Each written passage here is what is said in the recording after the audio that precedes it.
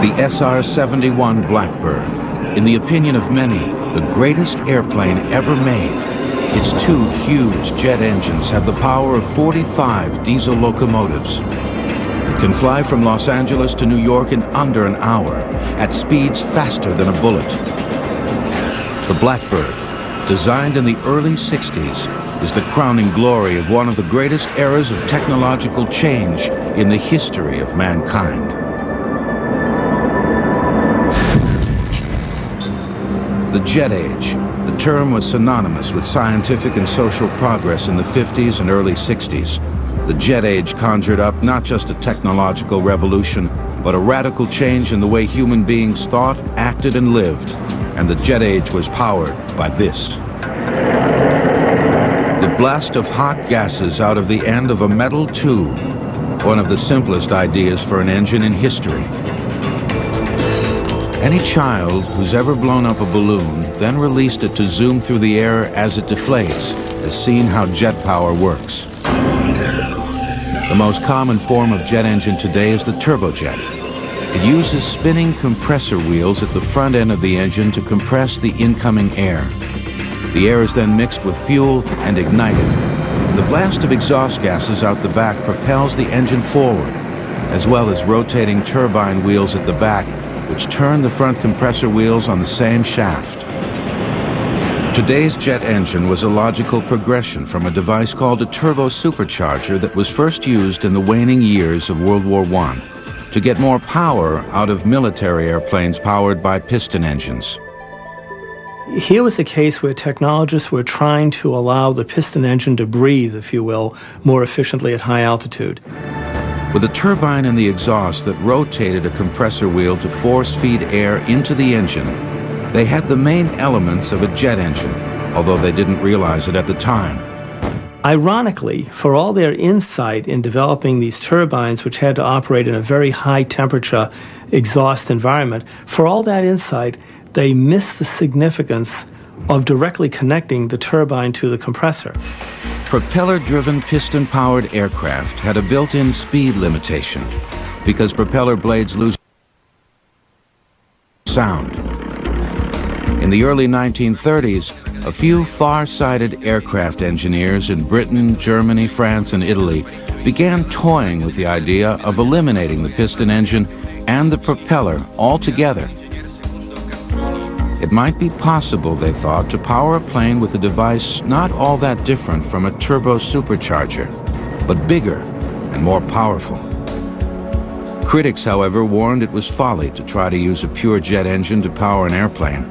The scoffers said such a jet engine would have to be so big and heavy the plane could never get off the ground. Some claimed the jet engine would have to be lined with bricks to protect the fuselage and the pilot from the intense heat. But a few young scientists persisted. One of them was Britain's Frank Whittle, who first wrote about the idea of jet aircraft in 1928, when as a cadet at Cranwell Military School he turned in a thesis on the possibilities of powering airplanes with a gas turbine engine or turbojet. After graduation from Cambridge University, Whittle began putting together a demonstration turbojet. His first model ran so erratically it almost exploded, and it would be 3.5 years before he had a working model, but it was too weak to power an airplane. Whittle had been given unusual treatment by the Royal Air Force. He was placed in selected positions so that he could continue to develop his radical ideas. The irony of it is that when it came time to really back his ideas, the British government backed away from it. He didn't get the support that he needed.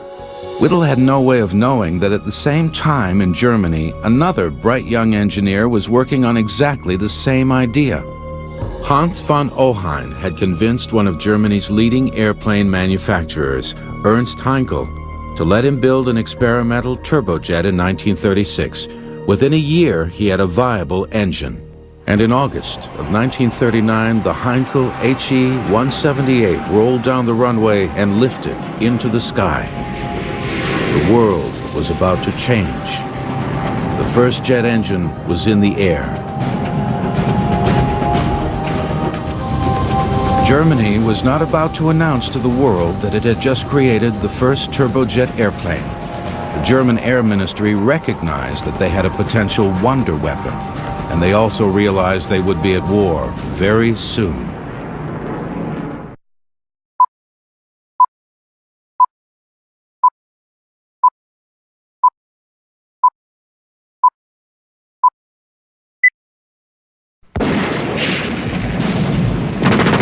In September of 1939, less than a month after the test flight of the world's first jet fighter, Germany invaded Poland. The war was on. But the work on getting a jet fighter into mass production still proceeded slowly. In 1939 and 40, there was no great impetus in Germany to develop the jet engine. The Luftwaffe felt invincible, and their propeller-driven aircraft were doing just fine. In early 1940, they destroy the Low Countries and the Scandinavian countries, and then they're threatening Great Britain. And what happens? In the late summer and the fall of 1940, Germany loses the Battle of Britain.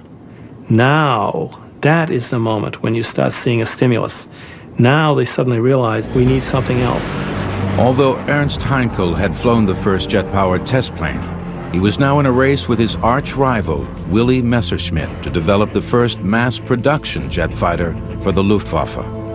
In April of 1941, Heinkel was the first into the air with his fighter prototype, the innovative HE-280. But a year later, his competitor Messerschmitt had an even better jet fighter, the Me-262.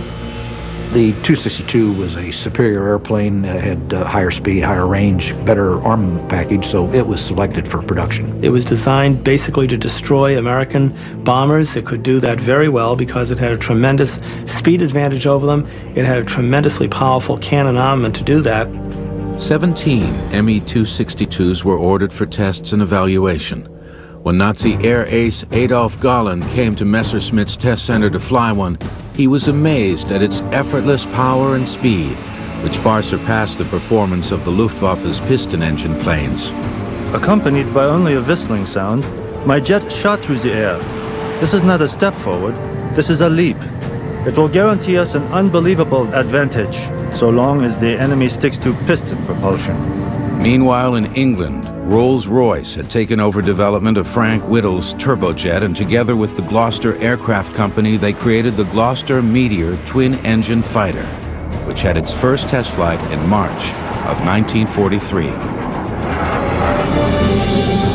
But the Germans were the first to send squadrons of jet fighters into battle. 225 Me-262s were delivered to the Luftwaffe in 1944. Allied pilots would soon be shocked to see this completely new bird of prey swooping down on them at speeds that seemed impossibly fast. I think from an Allied pilot standpoint, what they were astonished at was encountering a fighter that could put its nose up and seemingly defy gravity and simply climb vertically away from them. That came as a real shock. U.S. fighter pilot Bob Hoover, shot down over the Mediterranean in 1944, saw his first jet from a German prison camp. I thought, my goodness, we've lost the war, because it was going so fast. I couldn't believe that there was anything like that in existence. And I thought, boy, I might be in this place forever. In one of the largest aerial armadas in history in March of 1945, the Allies sent 1,200 Flying Fortress bombers to attack Berlin, escorted by more than 600 piston engine fighters. The Germans scrambled 37 Me-262 jet fighters to intercept them, and the lightning-fast jets, although outnumbered nearly 50 to 1, managed to down 8 Allied bombers and 1 fighter.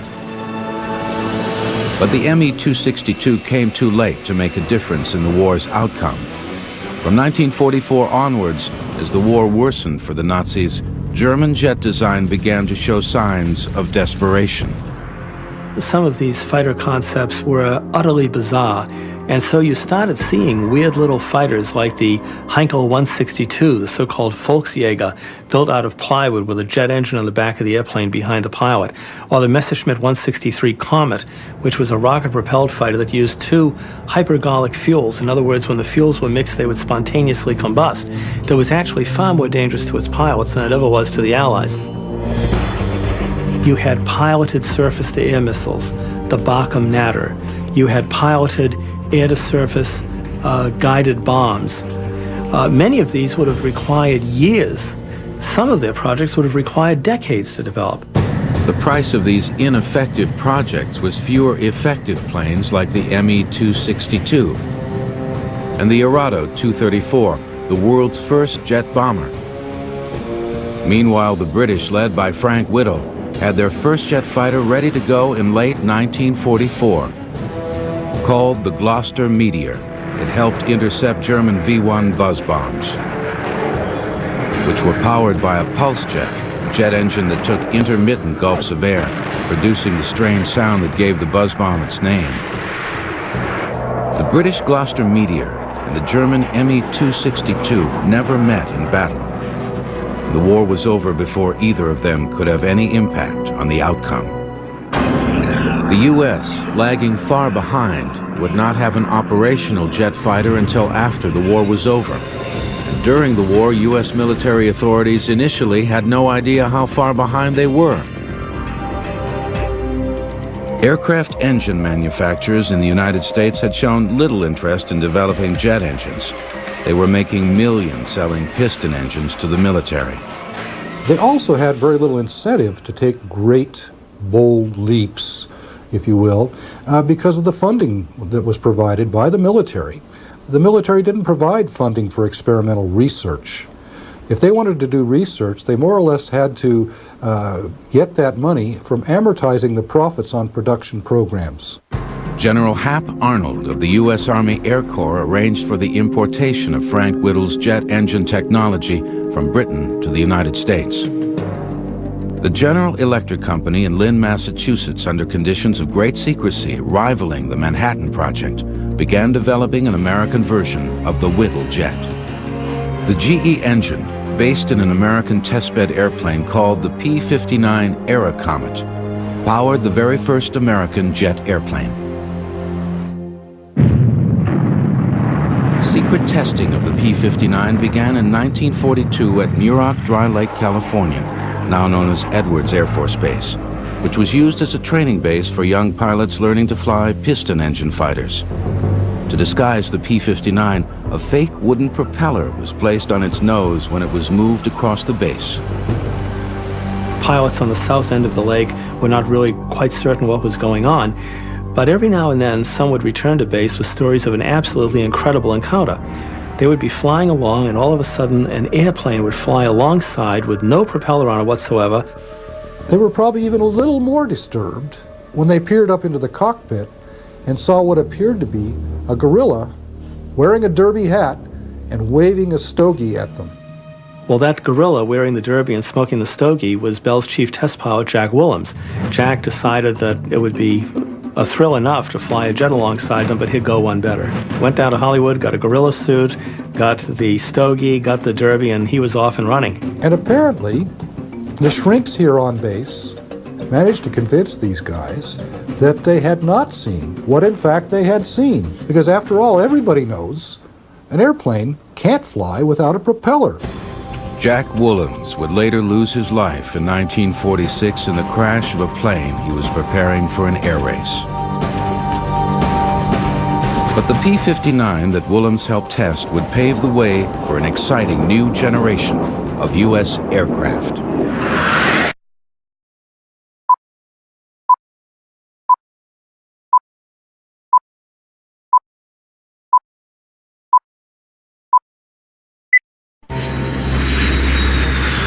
As testing of the very first U.S. jet continued at Muroc Dry Lake in California, it became evident that it was too slow to be the airplane the military was hoping for.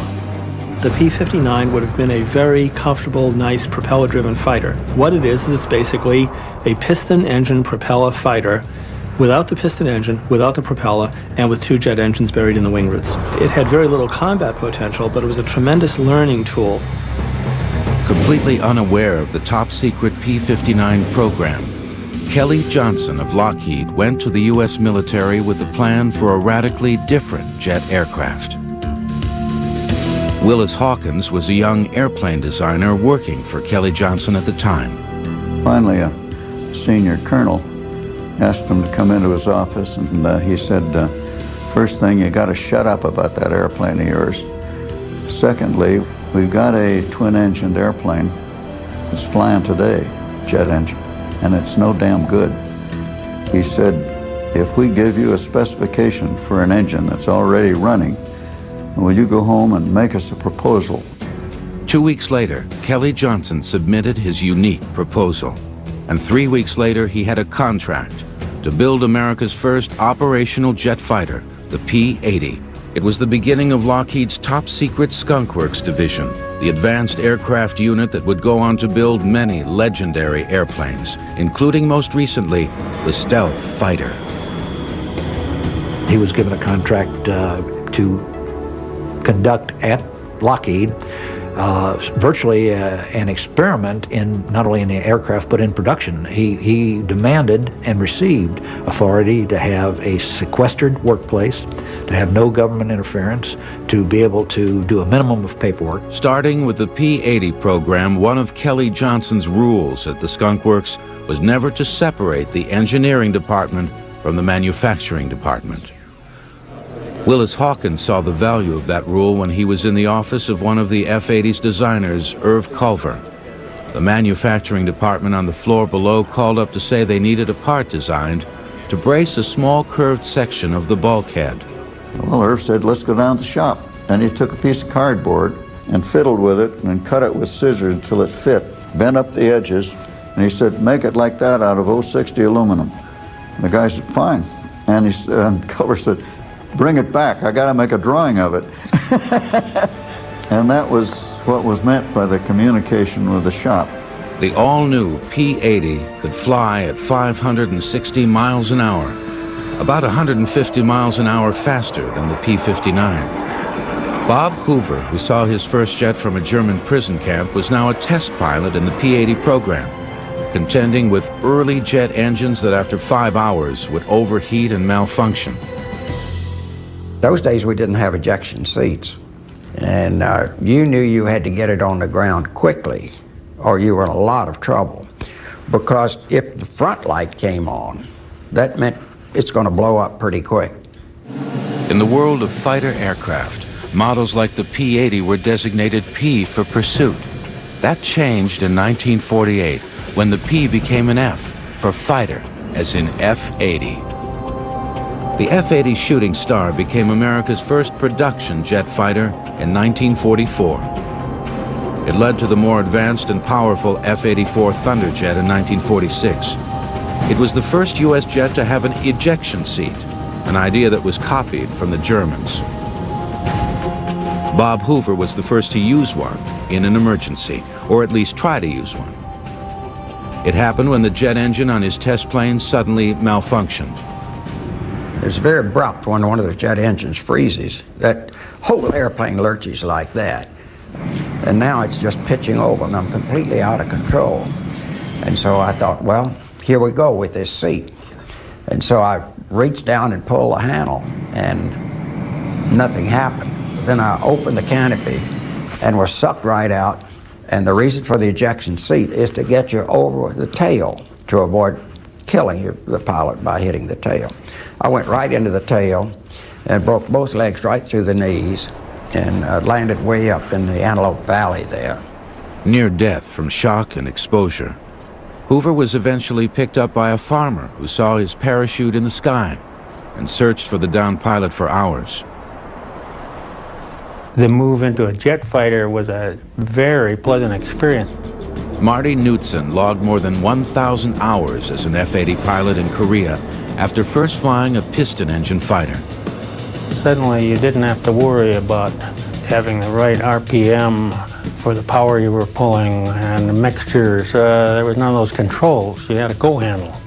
It was either off or fast. But American jet pilots soon faced a formidable opponent in Korea.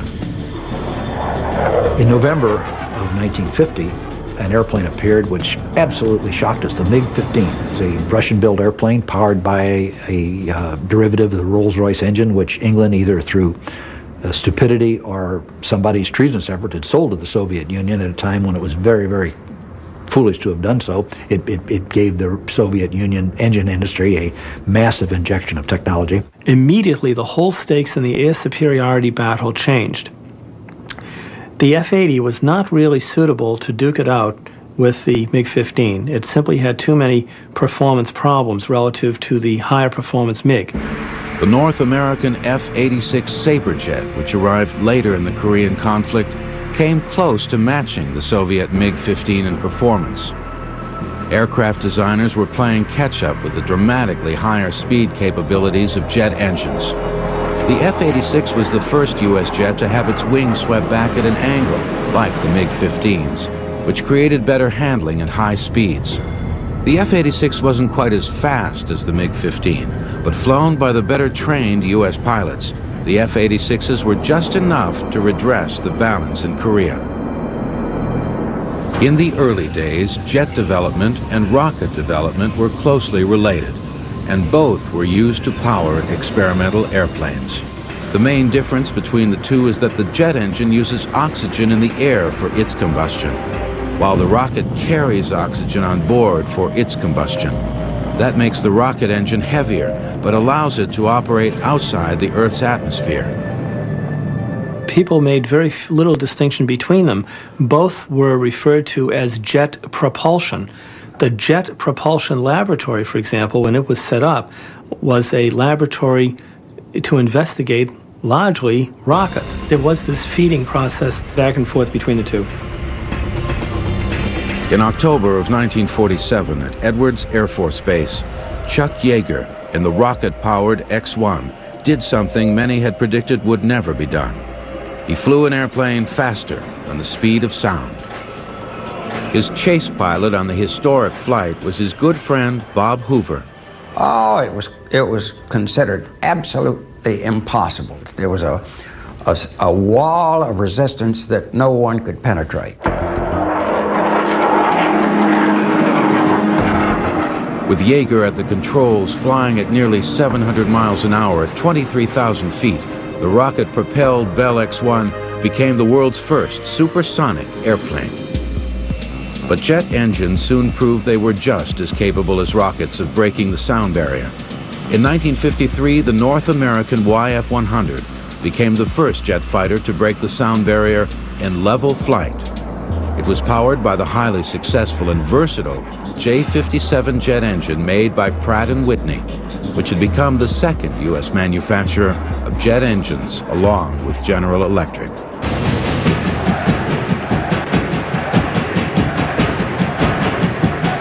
The Cold War of the 1950s brought a mood of fear and suspicion, and the jet engine found a new application in a super-secret spy plane called the U-2.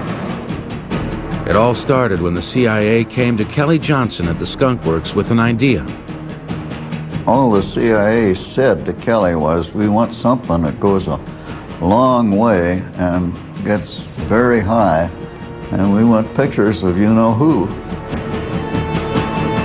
Marty Knudsen was one of the first 6 Air Force pilots recruited by the CIA to fly the mystery aircraft. We were asked if we'd be interested in flying on a very dangerous mission that would be of great value to the United States of America. Any red-blooded young man says yes to that, you know. Some of the pilots speculated their secret mission might be to fly the first spacecraft. Marty Knudsen hoped it might be a new Mach 2 supersonic fighter. The 6 young fighter pilots were shocked when they were taken to a remote CIA airfield and shown the ugly duckling they were going to be flying. It didn't really look like my cup of tea, being a young hot fighter pilot, seeing this big, long, dangly winged thing sitting there. It may not have been pretty, but it was a jet, whose specially modified engine would propel it to incredible heights.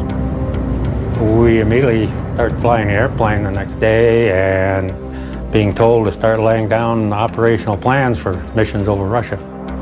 Flying the U-2 was unlike anything Marty Knudsen had ever experienced as a pilot. You're almost like you're living in another world. You can just start to see the curvature of the Earth. Well, I guess I should say it's a big ego trip to sit up there at 70,000 feet and look down at that man's puny effort and the world below you. The U-2 was also powered by Pratt & Whitney's popular J-57 engine. But to allow operation at 70,000 feet and higher, the engine had to be virtually hand-built, with much closer tolerances to minimize loss of air pressure at high altitudes. It was believed the U-2 could fly with impunity over the Soviet Union because no Soviet fighters or missiles could go high enough to shoot it down, and at first, that was true. The apparent invincibility of the U-2 lasted until May 1st, 1960, the day U-2 pilot Francis Gary Powers took off on a fateful mission over the Soviet Union.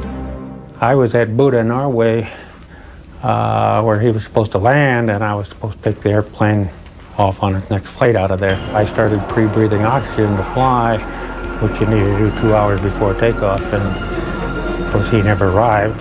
Powers had been shot down by a Russian missile and captured. He was sentenced to 10 years in a labor camp, but was released 2 years later in a spy exchange. The U.S. announced an end to the Soviet overflights, but the U-2 continued to fly. Exactly where is still classified. Perhaps the most amazing thing about the U-2 is that it is still flying on reconnaissance missions for the Air Force and research missions for NASA. We started to see a shift in aircraft development. Aircraft which had been designed for months of service or several years of service, now we started to see the potentiality of aircraft serving for decades of service. The U-2 isn't the only legendary Cold War jet still flying. The B-52 bomber has been in service since 1955, and like the U-2, was invaluable in the Persian Gulf in the 1990s. The B-52 was yet another landmark U.S. aircraft powered by Pratt & Whitney's J-57 engine, the engine that won the coveted Collier Trophy for aviation design.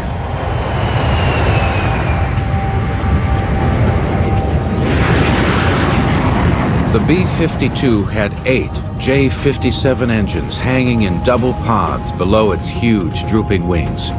They enabled the world's largest jet bomber to cruise at more than 600 miles per hour and drop its bombs from 8 miles up, beyond the reach of anti-aircraft fire.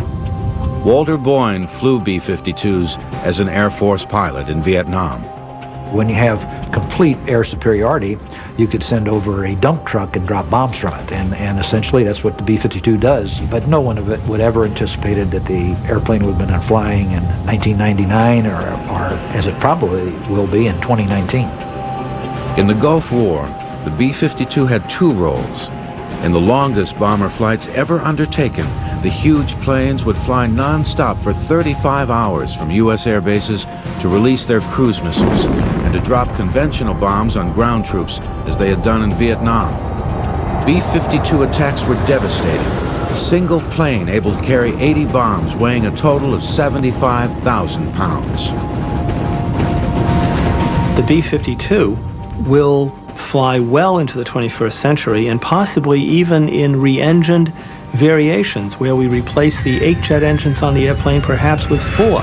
As the capabilities of the jet engine change, we realize now that airplanes in many ways are like vessels. We can re-engine them, we can repackage them, we can, if you will, reinvent them.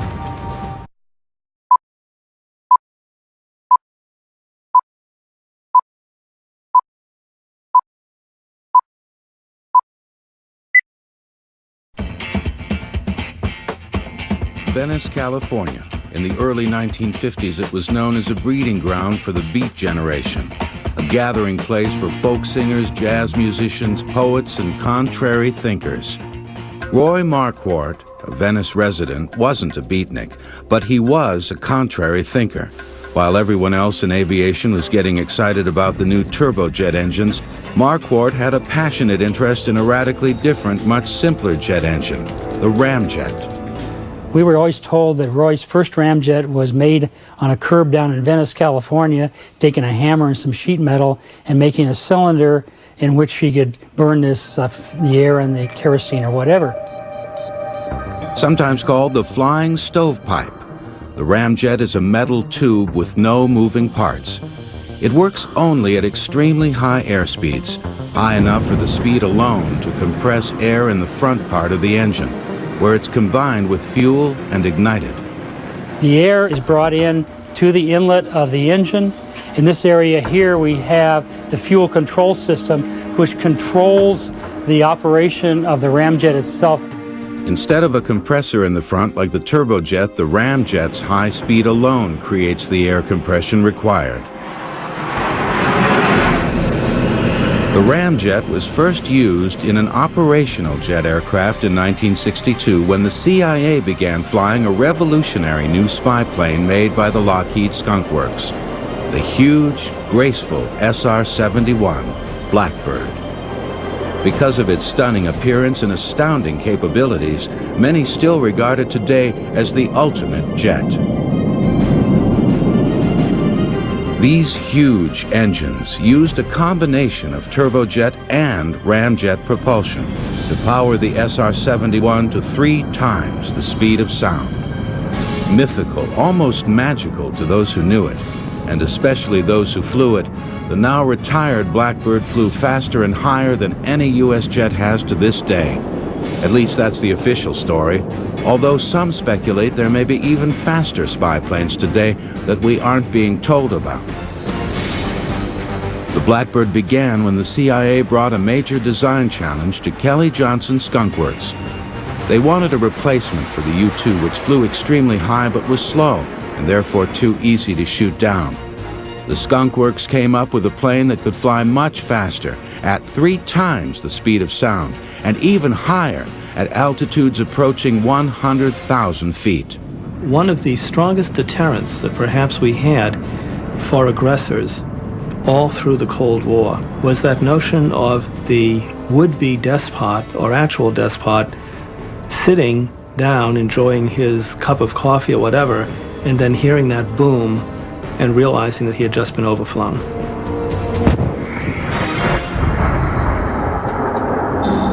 In the early 1950s, it was a commonly held view that while jet propulsion might make sense for military planes, the jet was impractical for use on passenger aircraft.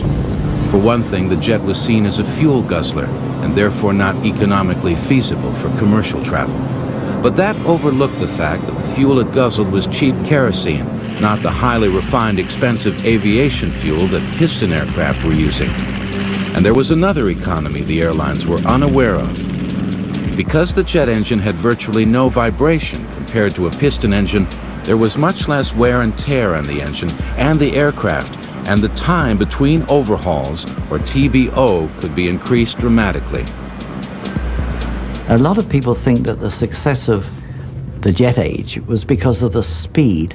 The main factor was the economy. They would take the engines out and find they were just like new. And they'd put them back in again, and then they'd come back again, and they were still like new. The time between overhauls has soared from a few hundred hours on the piston airliners of the early 1950s to more than 20,000 hours on jet airliners today. In 1952, Britain became the first country to put a commercial passenger jet into service. The de Havilland Comet was celebrated as a huge breakthrough in international travel. But success turned to tragedy. After 2 disastrous crashes, all comets were grounded.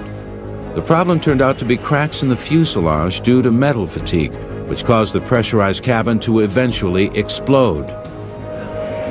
The first passenger jet in the United States, the Boeing 707, went into service in 1958. Its design was influenced by Boeing's B-52 bomber, and it used the same engines, suspended from the wing in pods, as on the B-52. 707 was a huge improvement over any passenger plane that had ever flown.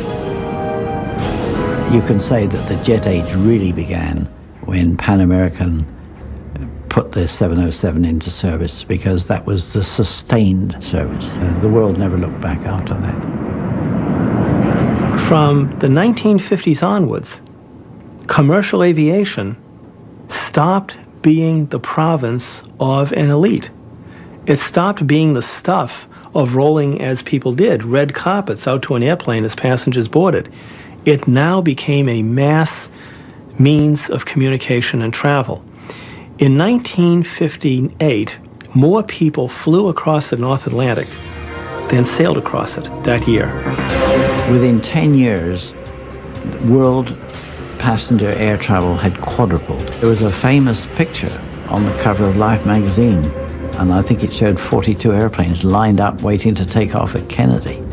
And it was becoming evident that the airlines, and especially the busy hub airports, were becoming congested. And the answer was a bigger airplane. In 1970, Boeing, working in cooperation with Pan American Airways, produced what is still the biggest passenger jet ever, the gigantic 747. It was more than twice the size of a Boeing 707.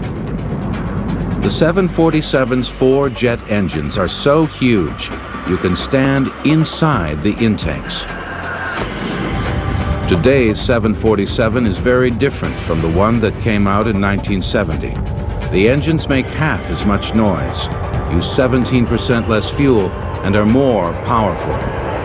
The original 1970 engines had about 20,000 horsepower at takeoff, and today's engines have about 5,000 more. It can carry more than 60,000 gallons of fuel and has a range of more than 8,000 nautical miles. That means its gas mileage is about 750 feet per gallon. The first 747s in the early 70s sold for $21 million. Today, a 747 will cost you $170 million. And you can order your choice of engines from either General Electric, Pratt & Whitney, or Rolls-Royce. It's been the flagship of the world's airlines now for almost 30 years. So it's time for another one. The next big development in air passenger travel will be just that, big. Airbus is developing what some are calling the Super Jumbo, a double-deck plane half as big again as a Boeing 747 and capable of carrying 600 or 700 people halfway around the world. New generation passenger jet engines being produced by GE for the Boeing 777 are the most powerful ever, reaching about 40,000 horsepower at takeoff. Nearly 30 years after Chuck Yeager broke the sound barrier, the Concorde carried the first supersonic passengers in 1976. The Concorde's 4 engines, developing about 16,000 horsepower each at takeoff, propel it to twice the speed of sound. The plane's development was paid for by the French and British governments, which helped eliminate a competing American design. Eventually, the Concorde planes were given free of charge to the respective national airlines in Britain and France. It has never been a profit-making aircraft, partly because its loud sonic boom prohibits travel over populated areas. I call it a technical miracle, which it is, but it's an economic disaster. Because of the sonic boom problem, many airline experts are pessimistic about the expansion of supersonic passenger travel. But $10,000 is a drop in the bucket where military air superiority is concerned, and that's where supersonic aircraft will continue to push the envelope.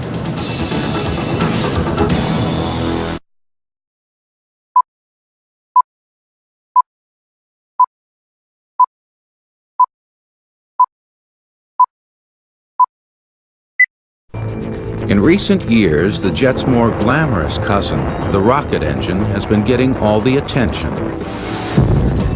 But now the jet engine is hot again. Jets combined with rockets are on the cutting edge of NASA's newest technology to take us into space. NASA believes the revolutionary new scramjet could put payloads into orbit much cheaper than the rocket-powered space shuttle. But a jet engine needs air to work, so rockets which don't need air would take over beyond the Earth's atmosphere. The scramjet is a supersonic version of the simplest type of jet engine there is, the ramjet. The ramjet reaches a certain altitude, it becomes less efficient, and the scramjets, the supersonic combustion ramjets, become more efficient at the higher altitudes and the high Mach numbers. We're talking about Mach numbers between Mach 8 and Mach 20. This is probably the only way in the future that we're going to come up with low-cost access to space. Another new cutting-edge development in jet engines is called thrust vectoring. It allows the jet's exhaust to be aimed instantly in any direction, creating great maneuverability. Thrust vectoring technology was pioneered in the X-31 program at the NASA Dryden Research Center in California. The highly maneuverable X-31 staged an amazing demonstration at the Paris Air Show in 1995. The Air Force's new fighter jet, the F-22 Raptor, has thrust vectoring to a limited degree. And beyond the F-22, the next generation joint strike fighter that will be used by the Air Force, the Marines, and the Navy is expected to have even greater thrust vectoring capability. Eventually, some say the jet fighter will be an unmanned air vehicle, or UAV, like those being developed at the Lockheed Skunk Works by Eric Knudsen. His father, former U-2 pilot Marty Knudsen, once flew jets over the Atlantic using a handheld sextant to navigate by the stars. Eric's unmanned planes do it all with a computer chip. Well, if I understand this right, Eric, this is the man and more. Something like that's the pilot plus all AVM.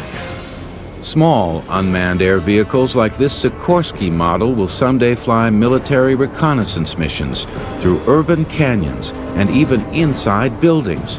And some may be powered by tiny microturbine jet engines. The drawings and designs I've seen have engines about the diameter of a quarter or less. But we're talking about engines that are extremely small, very lightweight, and probably a few years off in the future before they come to existence. The Skunk Works and other U.S. aircraft companies are also designing much larger unmanned vehicles that could someday fulfill the role of today's jet fighters.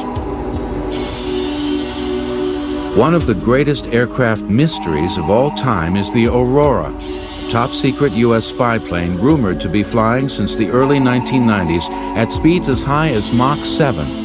It's speculated the plane, if it exists, may use a highly advanced form of jet propulsion, unlike any we've seen so far. When the legendary SR-71 Blackbird was retired in 1990, many speculated the Air Force must have a new and even better spy plane.